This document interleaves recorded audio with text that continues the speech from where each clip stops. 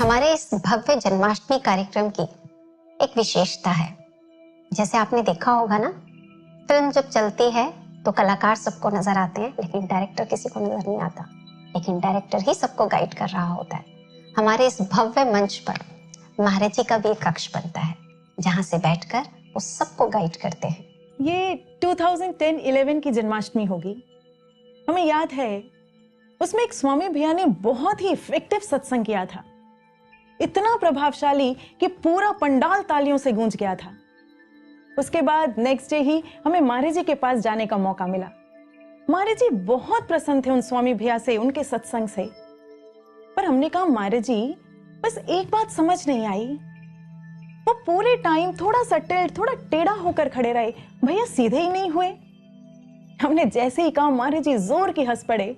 अरे वो टेढ़े होकर थोड़े ना खड़ा था, वो तो हमारी तरफ मुड़कर खड़ा था।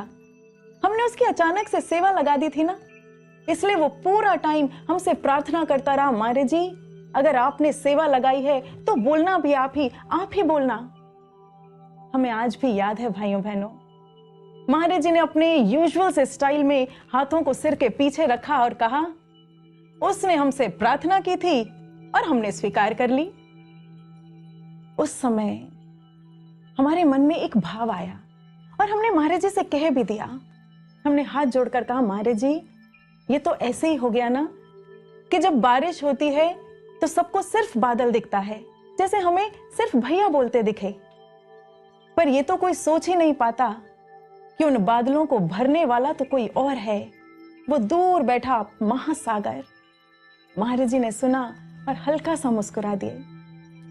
इसलिए भाइयों बहनों, बस तब से लेकर आज तक जब भी दिव्य ज्योति का कोई मंच सजा देखते हैं, स्टेज परफॉर्मेंसेस होते, स्पीकर्स को बोलते या वॉलंटियरशिप होते देखते हैं ना, तो मन में एक ही बात आती है, हम सब तो सिर्फ उस बादल की तरह हैं।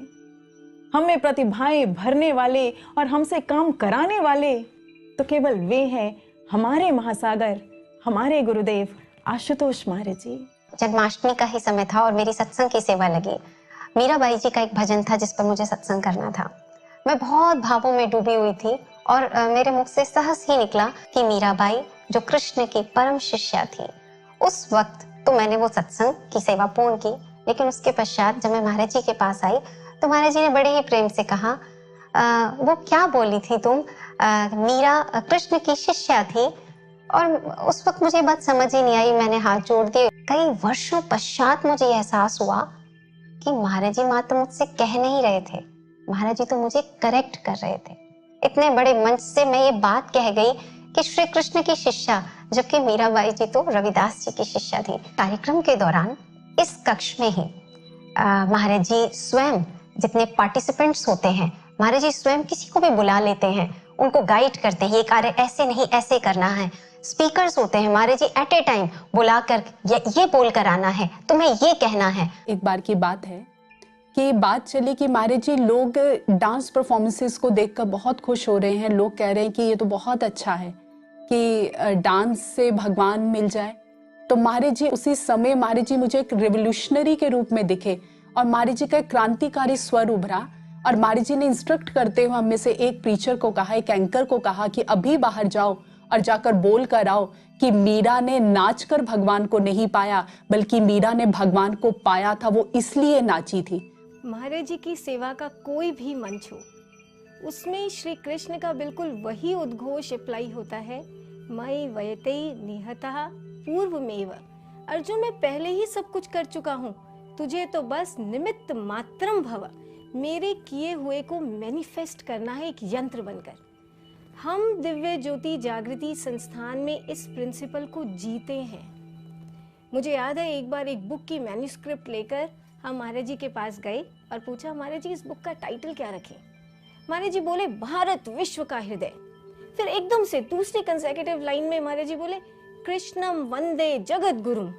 हमने कहा, महाराज जी बुक में मेजर कंटेंट भारत पर है, इसलिए भारत विश्व का हृदय ही टाइटल रख लें।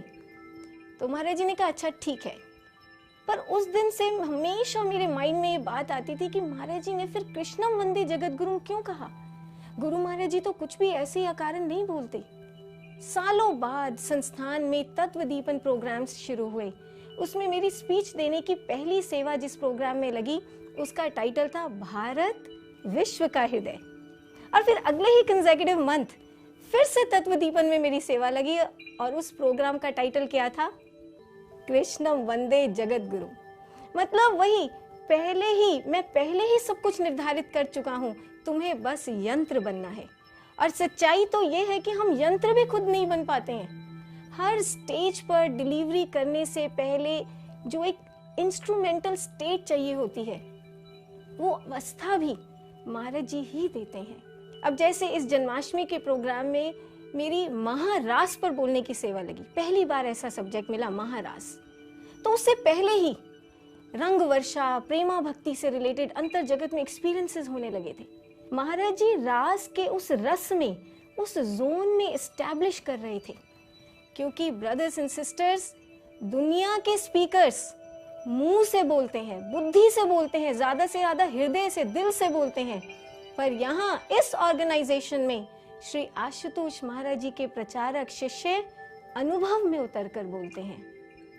बहुत साल पहले की बात है, ईयर तो मुझे याद नहीं।